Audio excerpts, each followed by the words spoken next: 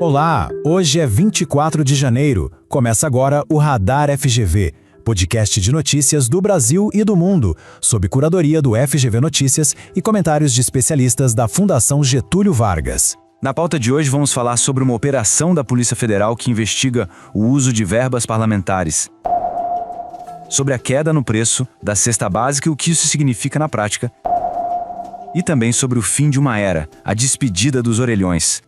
Podcast Radar FGV. E o primeiro destaque é uma nova fase da Operação Overclean da Polícia Federal. Ela investiga o desvio de recursos de emendas parlamentares e, claro, acaba trazendo de volta aquele debate sobre a transparência no uso do dinheiro público. E olha só, para garantir a recuperação de parte do dinheiro, o Supremo Tribunal Federal agiu rápido. Determinou o bloqueio de 24 milhões de reais em bens dos investigados. É uma medida fundamental, para tentar reaver esse valor para os cofres públicos. A suspeita é que milhões de reais em emendas, que deveriam ter virado melhorias para a população da Bahia, podem, na verdade, ter sido desviados. E como funcionaria esse esquema? Bom, os investigadores apontam para um roteiro já conhecido. Obras que nunca terminaram ou que nem saíram do papel. O resultado disso a gente imagina, Estradas pela metade, projetos abandonados e um prejuízo direto para a população local, que fica esperando por essas melhorias. E para entender melhor esse cenário, a professora Hélida Graziani, da FGV-EASP, explica que quando não dá para ver o efeito concreto dessas emendas, o problema pode ser estrutural.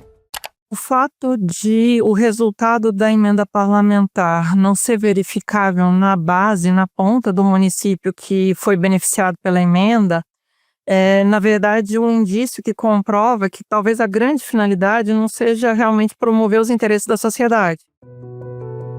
Agora, vamos falar de economia, mais especificamente do dinheiro que sai do bolso das famílias para encher a geladeira. A boa notícia é que o custo da cesta básica caiu em todas as capitais no segundo semestre do ano passado. Um alívio e tanto. Mas como quase sempre, o cenário tem dois lados.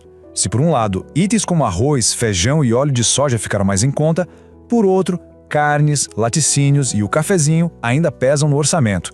É um equilíbrio bem delicado, com um alívio de um lado e uma pressão de outro.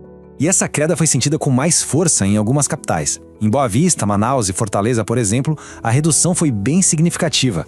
Na capital de Roraima, o custo médio da cesta básica chegou a diminuir mais de R$ 60 nesse período. E por que isso aconteceu? De acordo com o André Dias, pesquisador do FGV Agro, a explicação vem do campo.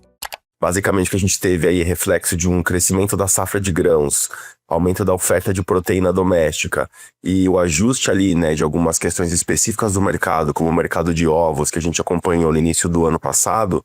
Com essas coisas se regulando, a gente teve uma maior oferta doméstica desses produtos, fazendo com que os preços desses alimentos caíssem. As carnes devem manter um preço relativamente pressionado. A gente está na reversão do ciclo pecuário, então a oferta de carne, principalmente bovina, ao longo do ano deve se reduzir um pouquinho, o que deve sustentar um certo nível de preços para a carne bovina. Nos demais alimentos, a gente tem ali indicativos de safras recordes, então maior oferta doméstica. Então provavelmente o que a gente vai ter ao longo desse ano não é os alimentos ali se tornando referência importante na pressão sobre os preços ao consumidor. Isso é sempre uma expectativa, mas essa seria o cenário geral que a gente tem hoje. E o nosso último tema de hoje é uma mudança cultural e tecnológica que a gente vê nas ruas. Depois de mais de 50 anos fazendo parte da paisagem das cidades, os famosos orelhões estão se despedindo. É, de fato, o fim de uma era. A história do orelhão praticamente conta a história da comunicação no Brasil. Desde que chegou como uma super inovação lá nos anos 70, passando pelo auge das fichas e dos cartões telefônicos, até se tornar obsoleto com a chegada dos celulares. A Anatel, inclusive, já autorizou a retirada gradual dos aparelhos.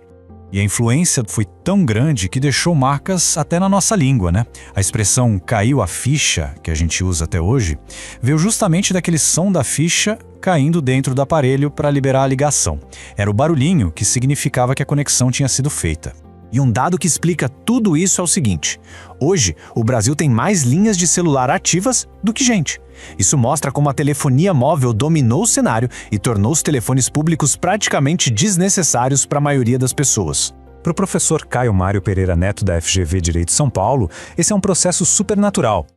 Houve um boom da telefonia móvel, da telefonia celular, a partir dos anos 90 e que rapidamente conquistou os consumidores, que passaram a utilizar muito mais a telefonia móvel do que a própria telefonia fixa. Então, para você ter uma ideia, hoje a gente tem 270 milhões de telefones móveis ativos. Lembrando que o país tem uma população em torno de 213 milhões de pessoas, segundo o último censo. Então, no fundo, a gente tem mais telefones ativos que o número total da população brasileira. E assim a gente encerra nosso panorama de notícias de hoje, passando pela política, pela economia e pela cultura. Esse foi o Radar FGV de hoje. Voltamos semana que vem com mais notícias. E não perca de segunda a sexta o Radar Drops na sua plataforma de áudio favorita. Até lá!